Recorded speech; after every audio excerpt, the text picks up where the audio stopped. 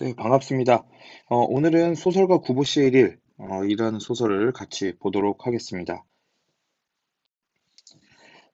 교과서 표지입니다. 교과서 표지인데, 여러분들, 어, 구보씨, 밑에 나와 있는 사람이 구보씨겠죠? 이 사람의 직업은 소설가입니다. 소설가. 소설가인 구보의 하루, 일이라는 건 하루를 의미하는 거죠. 그래서 소설가 구보 씨가 하루 동안에 보낸 이야기들을 이제 그린 작품이다. 이렇게 보시면 되겠습니다. 1930년대를 배경으로 하고 있고요. 1930년대 그 서울 시내의 모습들을 보여준다라는 면에서도 또 중요한 작품이다. 이런 얘기들을 해볼 수 있을 것 같습니다.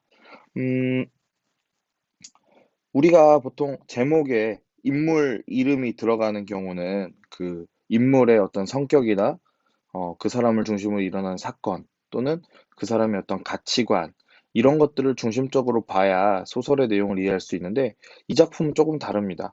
소설가 구보 씨를 통해서 이 사람이 그냥 생각나는 것들 그리고 이 사람이 그냥 보는 것들 위주로 서술이 되고 있어요. 그렇다 보니까 어떤 중요한 사건, 뭐 이 작품의 엄청난 사건 이런 것들은 사실 없습니다. 그냥 쭉 소설가 구보 씨를 쫓아가는 느낌의 그런 내용이 나오고 있다라는 걸 여러분들이 기억해 두시고 같이 한번 보도록 하겠습니다. 이 작품을 쓴 사람은 박태원이라는 소설가입니다. 최근에 그 기생충의 봉준호 감독님의 외할아버지로 더 이제 유명해졌죠. 굉장히 그 패션에서도 보면 요즘에 이렇게 또 통할 만한 그런 어, 헤어스타일과 그런 모습들을 가지고 있다라는 걸 알 수가 있겠습니다. 호 자체가 구보입니다. 음. 그러니까 소설가 구보 씨의 일은 어떻게 보면 누구 얘기인 거야?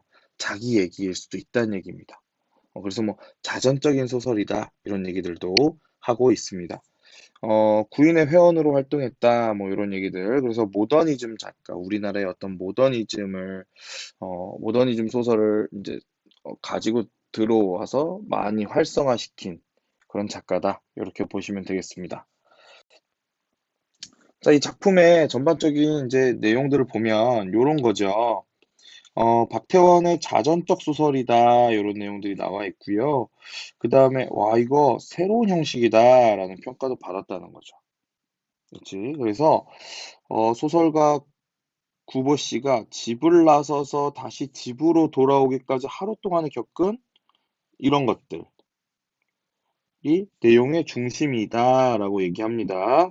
그래서 여기에서 이제 주로 쓰이고 있는 기법들이 의식의 흐름 기법, 뭐 몽타주 기법, 요런 것들, 요런 좀 독특한 기법들, 이제 뒷부분에 가면 이제 좀 더 설명하도록 하겠습니다. 그 다음에 뭐 쉼표를 굉장히 많이 사용하고 있고요. 그 다음에 뭐 윗부분에서 얘기했듯이 이런 어떤 집에서부터 다시 집으로 돌아오는 요런 어떤 여로형 구조라고 얘기하거든요. 여로형 구조. 요것도 뒷부분에서 조금 더 얘기해 보도록 하겠습니다. 네. 어, 그래서 요런 것들을 통해서 구보의 내면 의식을 잘 보여준다. 그게 이 작품의 특징이라고 할 수 있겠습니다. 자, 이게 이제 첫 번째 부분이에요. 우리 교과서에서 첫 번째 부분. 우리 교과서에서. 그 전체, 소설의 전체에서는 첫 부분이 아닙니다. 우리 교과서의 첫 부분인데, 요 부분을 가지고 온 이유는, 여러분들하고 조금 얘기할 거리가 있을 것 같아서 가지고 왔습니다. 어떤 부분이냐면, 자, 보세요. 9번은 이렇게 시작해. 이게 이제 그냥 어떻게 보면은 요 앞부분에 들어가는 말이거든. 그런데 이거를 약간 뭐랄까 볼드 이게 두껍게 처리했죠. 그러면서 마치 이게 막 소제목인 것처럼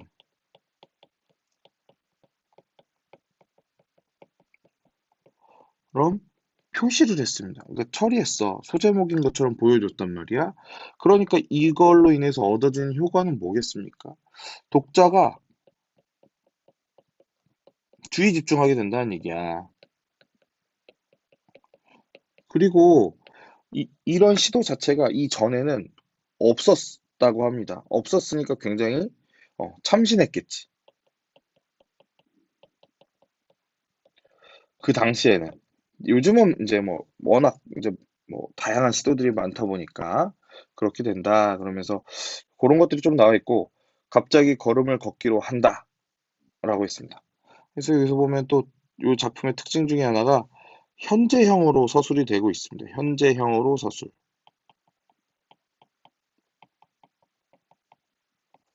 현재형으로 서술이 됐는데 이로 얻어지는 효과를 얘기한다면 첫 번째는 현장성이야.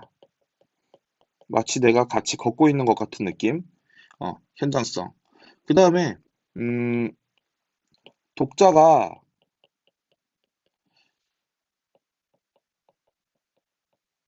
인물을 진행형,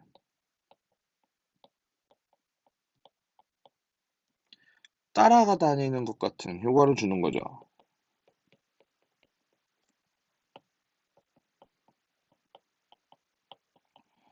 그러니까 어떻게 보면 두 개가 비슷한 의미긴 한데 내가 거기 있는 것 같은 느낌도 주고 그다음에 내가 계속해서 그 인물과 같이 동행하는 것 같은 느낌도 준다.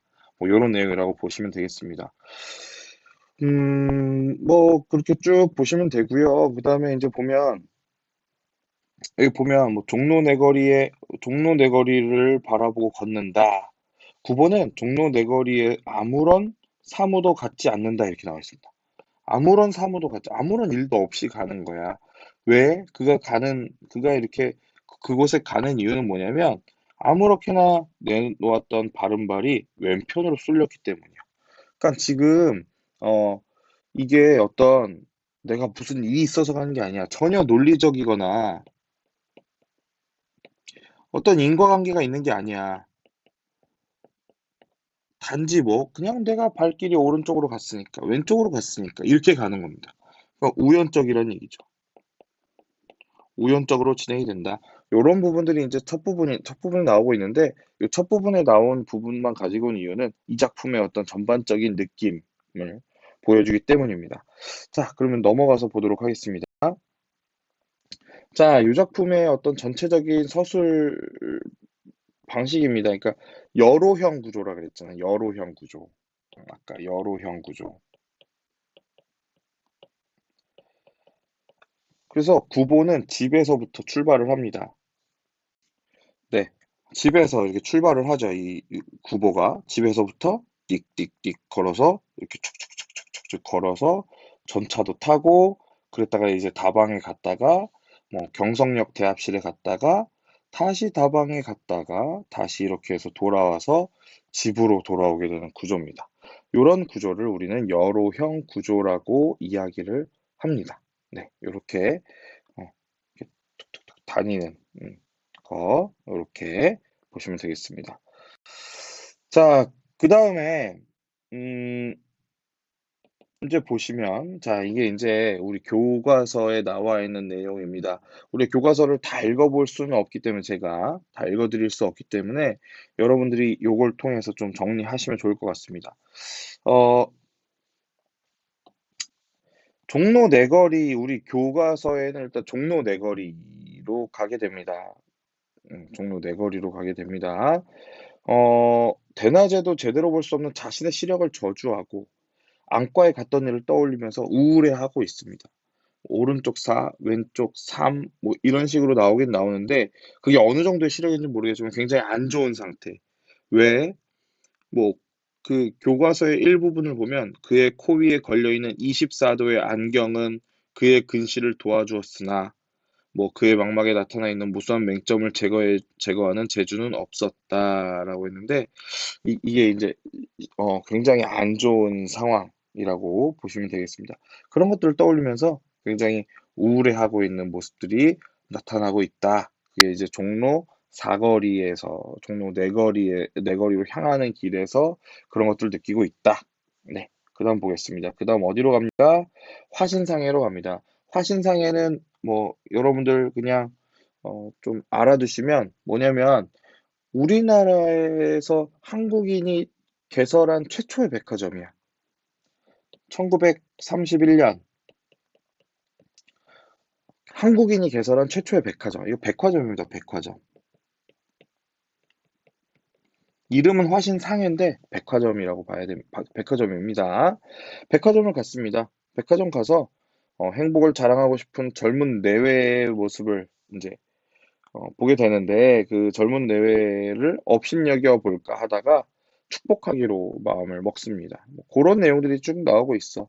되게 웃긴 건 중간에 뭐 어떤 가족의 모습을 보는데 젊은 내외는 수남이나 복동이와 더불어 구보의 시야를 벗어났다 이런 부분인데 수남이나 복동이라고 얘기하는 이 아이의 이름이 이 진짜 부부의 진짜 이름이 아이의 진짜 이름이 아니야. 그냥 구보가 생각했을 때 쟤는 뭐 수남이?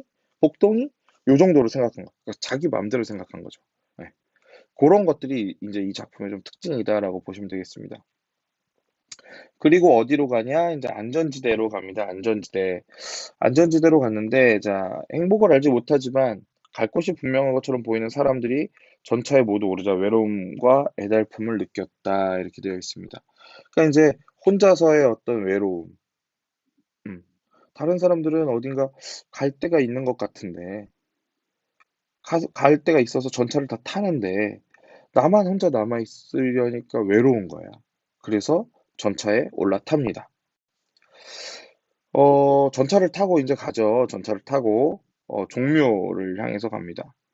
전차는 탔지만 목적 없이 그냥 방황하고 있어. 그리고 고독을 느끼는데 예전에 자신이 고독을 사랑했던 어떤 그 기억을 떠올리죠. 어, 떠올립니다. 고독을 사랑했던 기억을 떠올리죠. 그리고 나서 이제 종묘로 도착을 하게 되는데 손바닥 위에 동전을 보면서 자신이 행복했던 적이 없다라는 것들을 느끼게 되죠. 음. 여러분은 어떠십니까? 아무튼 어찌됐든 여러분도 어떤지 한번 생각해 보세요. 여러분도 손바닥 위에 동전을 한번 올려보시고 한번 생각해 보세요. 그러면서 이제 뭐 어디를 갈까 뭐 이렇게 생각을 합니다. 그러면서 이제 대학병원에 들려서 친구도 만나볼까 뭐 이런 얘기들도 하겠죠. 동대문으로 이제 가다가 맞선을 본 여자를 우연히 전차에서 만나게 됩니다. 잘 안 됐어요. 잘 안 됐는데 그 여자를 만나. 그럼 그 여자를 만났던 기억을 떠올리면서 자신에 대한 여자의 마음을 자신에 대한 여자는 나에 대해서 어떻게 생각할까 막 이런 얘기들을 하고 있습니다. 하고 있는데 어, 결국은 뭐 여자를 붙잡아 보지도 못하고 그냥 뭐 헤어지게 됩니다. 네. 그런 면에서 또 구보의 성격을 조금은 알 수가 있죠. 어떤 성격이구나라는 것들. 굉장히 좀 소심하고 소극적이고 자신감도 없고 그런 사람이다라는 걸 알 수 있겠습니다. 자, 그러면서 이제 동대문으로 가게 되는데 전차에서 내려 멀어지는 여자를 바라보며 여자에게 말을 걸지 못한 자신의 우유부단함을 후회하죠. 그러면 같이 뛰어내리든가, 잠시만요 하고 뛰어내리든가 또 그러지는 못해. 그런 사람은 아니다. 이렇게 보시면 되겠습니다. 그러면서 이제 훈련원을 지나게 되는데요. 이제 훈련원을 지나면서 구보가 어떤 생각을 하냐. 계속 그 여자에 대해서 이제 생각을 해. 맞선을 본 후 여자에 대한 호감을 가지고 기다렸지만, 연락 못 했던 거. 그 다음에 자신의 어떤, 자신과 그 여인의 그런 관계, 그런 것들에 대해서 조소, 조소했다라는 거 이제 좀 비웃다, 뭐 냉소했다, 요렇게 보시면 되겠습니다. 여기까지가 이제 우리 교과서에 나와 있는 본문의 내용이고요. 그 다음에 이제 뒷부분의 줄거리가 쭉 나와 있습니다. 어, 소설가 구보 시리를 정리를 먼저 해보고 뒷부분의 전체 줄거리를 좀 영상으로 정리를 해보겠습니다. 여기 보면 모더니즘 소설이다 뭐 이렇게 나와 있고요. 세태 소설이다. 당시의 시대적인 어떤 모습들을 보여주는 소설이다. 심리 소설이다라고 얘기하는 건 구보 씨의 심리가 많이 드러나잖아. 그쵸? 심리적, 관찰적, 묘사적이다라는 이게 1930년대 어떤 서울의 모습들을 많이 그려내고 있습니다. 세태 소설로 분류될 수 있는 것도 1930년대 서울의 일상 이런 것들을 잘 보여주기 때문에 세태 소설로 분류되는 것이다라고 할 수 있겠습니다. 30년대 어느 날이고 서울 시내의 공간적인 배경을 갖고 있습니다. 이 특징이 아무래도 중요하죠, 여러분. 특별한 줄거리가 없습니다. 소설이? 이렇게 생각할 수 있는데 줄거리가 없어. 그리고 주인공 의식의 흐름에 따라서 그래서 의식의 흐름 기법이다 라고 얘기들을 하죠. 하루 여정에 따라 사건의 전개는 여로형 구성이다. 그 다음에 서울의 모습과 세태를 구체적으로 보여준다. 이렇게 정리해 볼 수 있겠습니다. 그러면 이 소설의 이제 전체 줄거리를 영상으로 한번 보도록 하겠습니다. 소설가 구보 씨의 일일. 박태원. 26의 구보는 동경 유학을 하고 돌아왔으나 결혼도 하지 않은 채 무명 작가로 무의 도식하며 지내자 늙은 어머니의 근심을 산다. 그는 정오의 집을 나와 광교 종로를 걷다가 귀도 잘 들리지 않고 시력에도 문제가 있다고 생각하며 신체적 불안감을 느낀다. 동대문행 전차 안에서 과거에 선을 본 여자를 발견한 구보는 그녀를 외면한 것에 대해 후회한다. 구보는 다방으로 가 혼자 차를 마시면서 자기에게 여행비만 있으면 행복할 것 같다고 생각한다. 그리고 활력을 찾기 위해 경성역에 가지만 온정을 찾을 수 없는 냉정한 눈길에 슬픔을 느낀다. 구보는 중학 시절 열등생이었던 동창이 예쁜 여자와 동행인 것을 우연히 보고 물질에 약한 인간의 허영심을 생각한다. 그는 다시 다방에서 사회부 기자인 친구를 만나 돈 때문에 매일 기사를 써야 한다는 사실에 연민을 느끼기도 한다. 친구와 술을 마시며 세상 사람들을 모두 정신병자로 간주하고 싶은 충동을 느끼기도 하고 가난에서 오는 불행에 대하여 생각하기도 한다. 새벽 2시에 종로 내거리. 구보는 이제 어머니의 행복을 위해 결혼도 하고 창작도 하리라 다짐하며 집으로 향한다. 네, 요런 줄거리다. 이렇게 보시면 되겠습니다. 요렇게 다시 한번 정리를 해보면 이제 전체적으로 보는 부분인 거죠. 전체적으로. 자, 하루 여정 따라서 구성이 되고 있다. 우리 교과서에 실린 부분은 요 부분이다. 이렇게 보시면 되겠습니다. 음. 자, 집 밖으로 외출합니다. 그래서 천변길을 걷다가 병원도 가고, 그런 것들 내용이 나오고 있습니다. 요렇게, 요렇게 가게 되죠. 그 다음에 이제 또 음, 경성역 대합실도 가보고 다방을 갔다가 뭐 요런 것들 쭉 나오고 있습니다. 이렇게 해서 결국은 어디로 가냐면 집으로 돌아갑니다. 한번 쭉 보세요. 전체적인 줄거리입니다. 자, 이거 방금 봤던 내용인데, 그 내용이고, 어, 이게 이제 독특한 부분이죠. 발단 전개, 위기 절정 결말이라는 게 이제 보통 우리가 소설을 배울 때 요런 구성이다라고 얘기를 하는데 이거 따르지 않습니다. 없어. 그 다음에 인과관계? 아니야. 단편적 의식들만 보여줍니다. 그 다음에 여로형 구성, 원점 회귀형 구성. 그러니까 여로형 구성은 계속해서 어딘가 이동하는 걸 얘기하는 거야. 계속해서 이동하는 걸 얘기하는 걸 여로형 구성, 여행 같은 걸 가는 것처럼.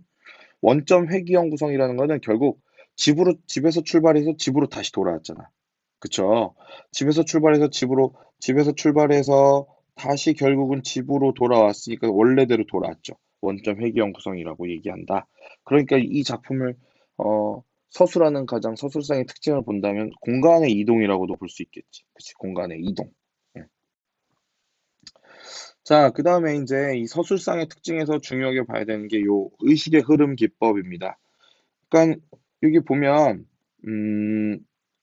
시간의 순서, 논리성 무시한다. 그냥 뭐 등장인물의 의식이나 생각의 흐름에 따라 이야기를 전개하는 거죠. 의식의 흐름은 말 그대로 등장인물의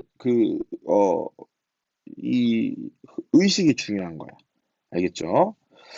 뭐 보고되는 외부적 사건보다 그것을 계기로 떠올리는 생각이 서술의 중심 내용을 이룬다. 이렇게 보시면 되겠고요. 몽타주 기법, 한 시점에서 여러 곳의 상황을 동시에 겹쳐 기술하는 기법이 과거에 대한 연상에 따라 내면 의식이 단편적으로 두서없이 떠오른, 뭐 예를 들면 여자를 봤을 때, 전차 안에서 여자를 봤을 때 막 혼자 생각하는 것들, 뭐 요런 것들이 그 예가 될 수 있겠죠. 자, 그렇게 보시면 되겠습니다. 음, 이 작품은 좀 시점에 있어서 독특한 면을 가지고 있다.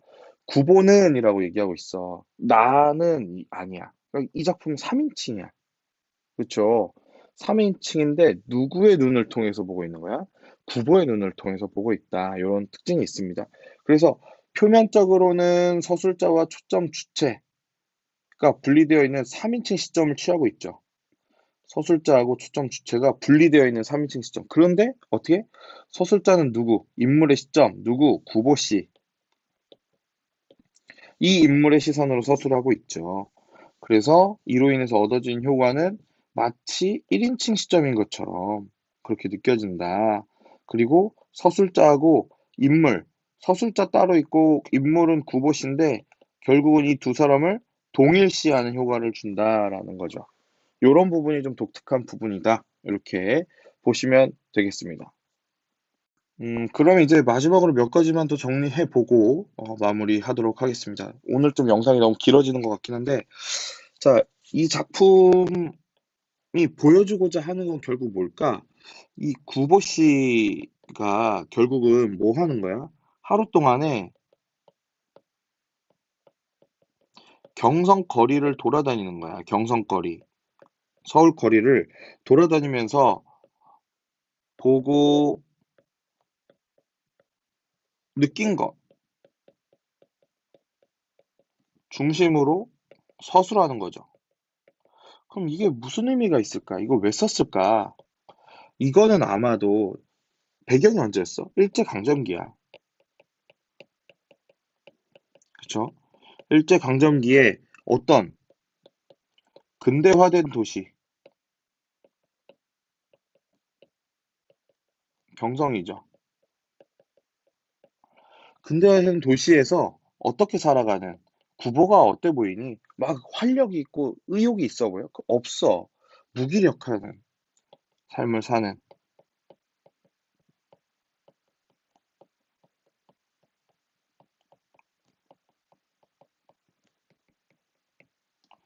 사람들을 보여주는 거죠. 조금 더 구체적으로 얘기하자면 이 사람들은 누구겠어? 지식인이 되겠지. 그쵸? 그렇게 좀 볼 수 있을 것 같습니다. 어, 그리고 또 한 가지, 문체상의 특징을 조금 더 정리해 보면, 자, 어떤 면이 좀 독특하냐? 아까 현재형 어미 사용한다 그랬습니다. 현재형 어미. 그치? 그 다음에 쉼표 되게 많아, 쉼표. 쉼표를 굉장히 많이 쓰고 있습니다. 그러니까는, 어, 이것도 먼저 얘기할까? 또, 만연체 문장 사용. 만연체. 만연체라는 거는 굉장히 뭐랄까? 문장이 길다는 얘기야. 문장이 길다는 얘기인데, 만연체를 사용하면서 얻어진 효과는 뭐냐면, 이게 결국은 뭐야? 의식의 흐름 기법이라고 했잖아. 의식의 흐름대로 쓰다 보니까 문장이 길어지는 거야. 아, 뭐, 밥을 먹었고, 이따 밥을 먹고 뭘 하고, 빵을 먹고, 그리고 빵을 먹고 또 아이스크림을 먹고, 뭐 이런 건데 그러다 보니까 이제 만연체 문장이 사용됐고 그게 이제 뭐 때문이냐?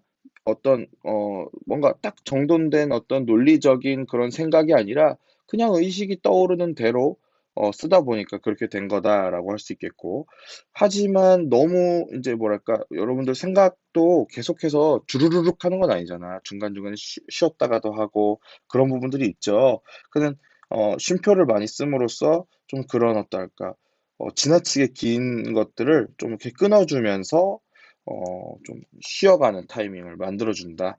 그러면서 또 인물의 어떤 심리도 보여주고 있습니다. 왜? 중간에 쉬게 되거나 말줄임표를 사용함으로써 어떻게 되는 거야? 아, 이 사람이 여기서 뭔가 좀 고민을 더 하고 있구나. 뭔가 또 더 생각을 하고 있구나. 이런 것들을 좀 알 수 있겠죠. 그런 것들이 이제 나타나고 있다라는 것들을 여러분들이 정리해 보시면 될 것 같습니다. 요런 것들을 통해서, 이런 것들을 통해서 결국은 뭐에 대해서 1930년대를 살던 어떤 지식인들, 무기력한 지식인들의 어떤 고독, 쓸쓸함, 뭐 이런 것들을 통해서 어, 내용을 잘 드러내고 있는 그런 것들이다. 이렇게 보시면 될 것 같습니다. 일단 오늘 여기까지 하고요. 다음 시간에 또 뭐 정리할 게 있으면 한 번 더 정리를 해보도록 하겠습니다. 거의 다 얘기했기 때문에 사실 뭐 딱히 더 할 거는 없을 것 같은데 혹시 제가 살펴보고 빠진 게 있으면 조금 더 추가해서 올리도록 하겠습니다. 수고하셨습니다.